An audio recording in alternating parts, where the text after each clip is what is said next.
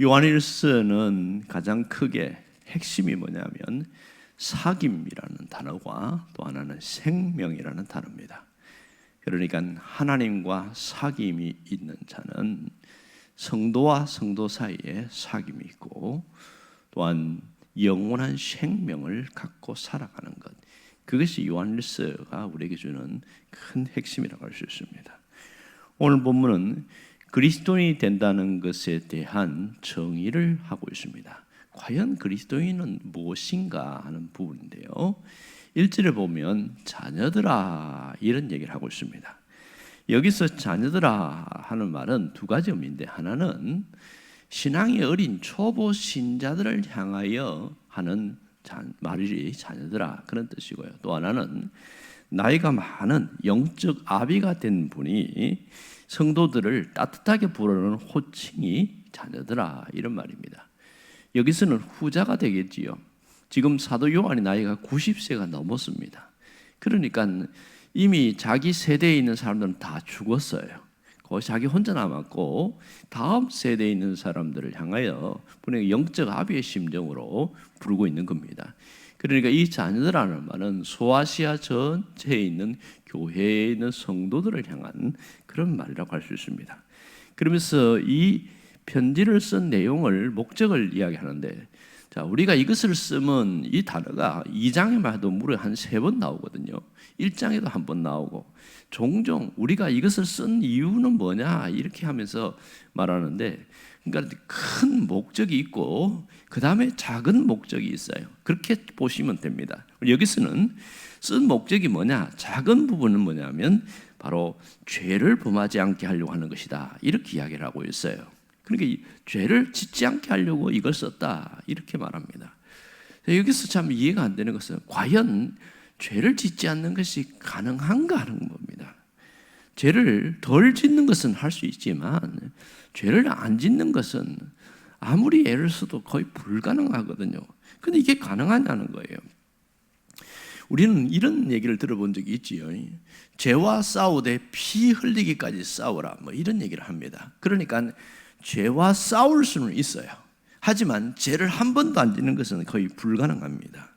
그러므로 여기서 말하는 것은 죄를 한 번도 안 짓는 걸 말하는 게 아니라 죄와 싸워서 이기는 신앙을 살아가는 것, 그걸 얘기하고 있는 것이죠. 자, 그러면 여기서 죄와 싸워서 이기면 뭐가 나오냐는 거예요. 그러면 뭐 세상에서 유명해지는 것도 아니고 또 경제적으로 윤택한 것도 아니고 뭐 죄와 싸워서 이긴다고 딱히 뭐 달라지는 게 별로 없단 말이에요. 딱 한 가지 달라진 것은 뭐냐면 우리에게 담대한 양심을 갖게 되어지고 하나님의 능력이 우리 삶에 나타나는 것, 그것이 차이점이라고 할 수 있겠지요. 자, 여기서는 우리가 죄를 이길 수 없는 것을 인정을 하고 들어갑니다. 한계에 있다 이 얘기를 하고 있어요. 왜냐하면 죄라는 것 자체가 이것은 행동의 문제가 아니라 생각의 영역이거든요. 아무리 행동으로 죄를 안 짓는다 하더라도 생각의 영역에서 죄를 짓는 가능성이 굉장히 많습니다. 악한 생각이 한번 들고 미워하는 생각만 한번 들어도 그래도 그건 죄 짓는 거거든요. 그러니까 나쁜 생각은 수도 없이 우리에게 지나가고 있는데 그것조차를 막을 수 있는 방법이 없어요. 그러니 죄에서 벗어날 수 있는 방법이 없는데 이 요한이 뭐라고 그러냐면 있다 이렇게 이야기합니다. 그것이 1절 하반절이에요. 죄에서 벗어날 수 있는 방법이 있는데 그분이 누구냐? 우리의 대언자가 계신다 이런 얘기를 합니다. 대언자가 계신다. 이 대언자는 하늘의 대언자를 말합니다. 바로 예수 그리스도가 우리의 대언자가 된다. 우리가 죄를 지었을 때에 대신 변호해주는 그분이 있다 이 얘기를 하고 있습니다. 그리고 2절에서는 중요한 단어를 또 이야기하는데 화목제물 이야기합니다. 화목제물. 자, 여기서 화목제물이라는 것이 굉장히 중요한 단어인데 우리는 이것을 이해하려면 속죄라는 단어와 화목이라는 단어를 먼저 전제로 이해를 해야 됩니다. 자, 속죄라는 것은 뭐냐면 죄를 용서해 주는 겁니다. 이것이 어떤 제자의 용어지만 우리가 쓰는 용어기도 해요. 내가 용서해 줄게 이렇게 이야기하거든요. 하지만 용서를 해준다고 해서 갑자기 그 사람과 친해지지는 않습니다. 내가 당신이 미안하다고 사과를 하니까 내가 용서를 해주는 거야 이렇게 받아주는 거죠. 그런데 화목은 그보다 더 훨씬 더 깊은 개념이에요. 화해를 하는 거거든요. 화해를 하고 한 걸음 더 나가서 가까운 관계, 사랑하는 마음을 갖는 단계까지 가는 게 화목이라는 말입니다. 그러니까 이 화목 안에는 사랑의 회복이 있고 신뢰의 회복이 있는 거예요. 그러니까 이 화목이라는 것은 다시 나빠진 관계가 좋아지고 멀었던 관계가 가까워지는 것까지를 이야기하고 있습니다. 그런데 여기서 화목제물이라는 것은 그 개념이에요. 그러니까 속죄제물이라면 그냥 죄야 용서로 끝났지만 화목제물이라면 하나님과의 사이를 가깝게 만들어주고 또 사람과 사람 사이를 가깝게 연결해 주는 것, 그 개념이 화목제물입니다. 그러니까 우리는 죄의 지배를 받기 때문에 죄의 사슬을 완전히 끊어버릴 수는 없는 거예요. 왜냐하면 육신을 입고 있기 때문에 육신의 장막을 벗어나기 전까지는 끊임없이 죄의 유혹과 죄의 충동을 받으면서 살아갑니다. 그러므로 죄를 지을 수밖에 없는 거예요. 하지만 예수님이 우리의 화목제물이 되어 주셨다. 이 말은 죄를 지을 수 있는 걸 알기 때문에 예수 믿을 때에 죄만 용서한 것이 아니라 앞으로 예수 믿고 살아가면서 짓는 죄까지도 다 용서를 해서 하나님과의 관계가 나빠지지 않게끔 만들어 놓았다, 그런 뜻입니다. 그러므로 주님의 이 화목제물은 굉장한 큰 거죠. 서로 간의 관계를 완전히 회복시키니까 우리가 하나님 앞에서 문제가 없어지는 것이죠. 이것을 우리가 깊이 생각할 수 있습니다. 자, 오늘 여기서 우리에게 주는 교훈이 뭡니까? 우리는 죄를 범할 수 있다는 거예요. 하지만 걱정하지 말라는 거죠. 왜냐하면 우리에게는 대언자가 있고 화목제물이 대신 그분이 계시기 때문에 괜찮다는 겁니다. 그러면 우리가 해야 할 일은 죄를 기억하면서 사는 것이 아니라 죄를 사하신 예수 그리스도를 기억하고 살아가는 겁니다. 이 원리를 모르면 자꾸 죄 지은 것만 기억하니까 죄책감에 빠지고 죄 때문에 무력감에 빠져버려요. 그러나 죄를 용서하시는 그분을 기억하면 힘을 얻게 되어지죠. 일어서게 되어지는 겁니다. 이게 다 미세한 차이 같지만 굉장한 능력의 차이가 나는 겁니다. 이 신앙생활하는 것은 죄를 안 지으려고 발버둥 치는 것이 아니라 죄 지은 것을 속죄함을 받고 다시 회복되어 나가는 것, 이것이 신앙생활입니다. 그러니까 죄를 이기며 나아가는, 승리하며 나아가는 삶, 이것이 거룩한 삶이다, 이렇게 말할 수 있죠. 기독교인이 되었다는 것 자체가 하나님이 우리를 죄를 이기고 거룩한 삶으로 초청하는 것, 이것이 기독교인이 되었다는 겁니다. 그러므로 하나님도 우리가 죄질 걸 알고 있어요. 하지만 어떻게 하든지 그분 안에서 내가 회복되어지는 것이 중요합니다. 이 원리를 모르면 안 지으려고만 발버둥 치다 보니까 엄청난 피로감에 쌓이고 나는 어쩔 수 없는 인간이구나 이러면서 좌절하게 되어져요. 우리가 여기서 계속 끊임없이 초점 맞춰야 될 것은 죄를 용서하신 그리스도에게로 나가야 되고 또 우리 생각도 그분에게로 향하게 되어지면 죄를 통제할 수 있고 죄와 싸워서 이길 수 있는 힘을 얻게 되어지는 겁니다. 이것이 훨씬 중요한 것이죠. 여러분, 보통 신앙인으로 살려고 하면 죄에 대해서 굉장히 안 지으려고 애를 쓰고 노력을 합니다. 그런데 해보면 알지만 죄 안 지으려고 몸부림칠 때마다 더 죄를 많이 짓는 거예요. 이런 거죠. 내가 다시는 화를 내지 않아야지, 다시는 미워하지 않아야지. 그런데 화낼 일이 많이 생겨요. 상대방이 나를 화를 돋고 내가 이렇게 안 살라고 했는데 너 때문에 막 이렇게 더 열받는 거죠. 미워할 일이 더 생겨요.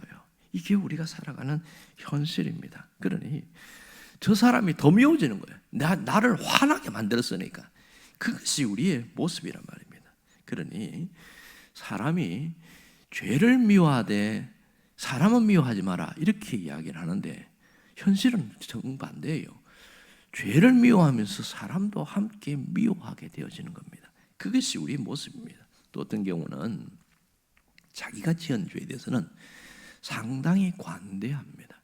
그리고 내가 이렇게 할 수밖에 없는 것은 이런 이유 때문이다. 그래서 자기 합리화를 하는 경향이 많아요.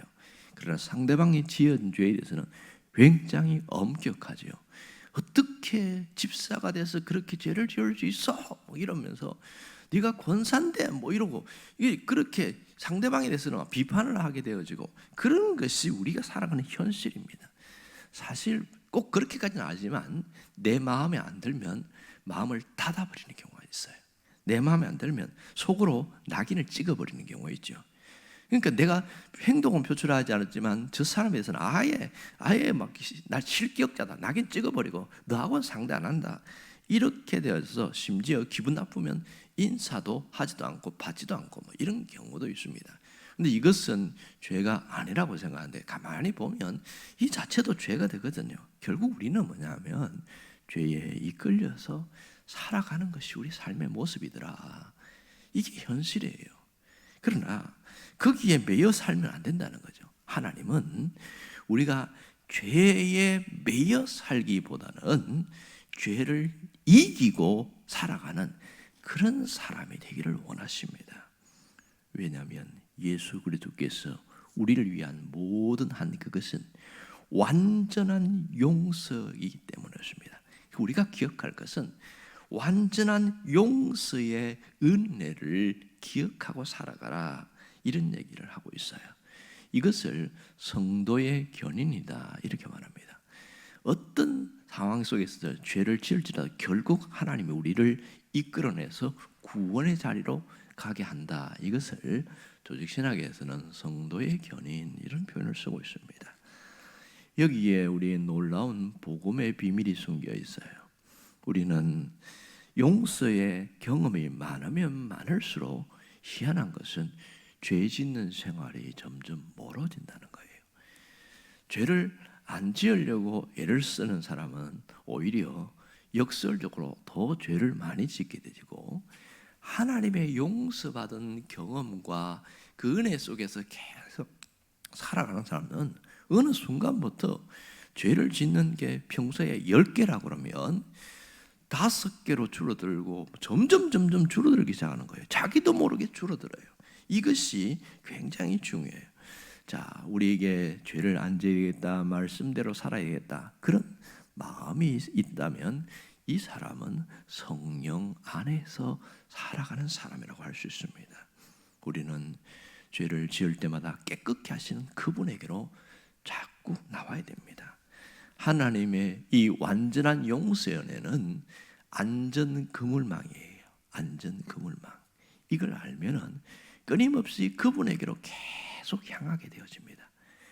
이 서커스 하는 사람들이 밑에 보면 안전 그물망을 이렇게 해놓는데 있는 것과 없는 것은 얼마나 차이 나는 줄 아세요?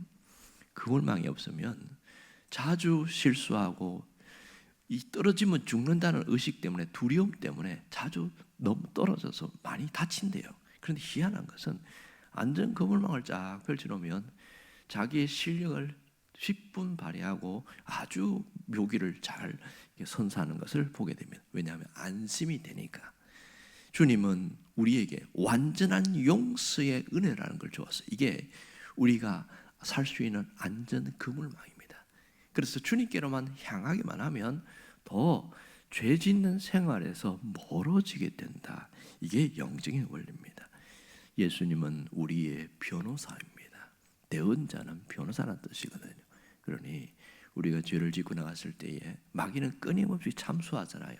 저 인간은 썰먹고 무슨 죄 짓고 무슨 죄 짓고 그러면 예수님이가 맞습니다. 이렇게 이야기합니다. 하지만 내가 저 사람의 죄를 내가 다 용서했습니다. 게임 끝나는 거예요. 그래서 예수님 우리의 변호사라고 이야기합니다.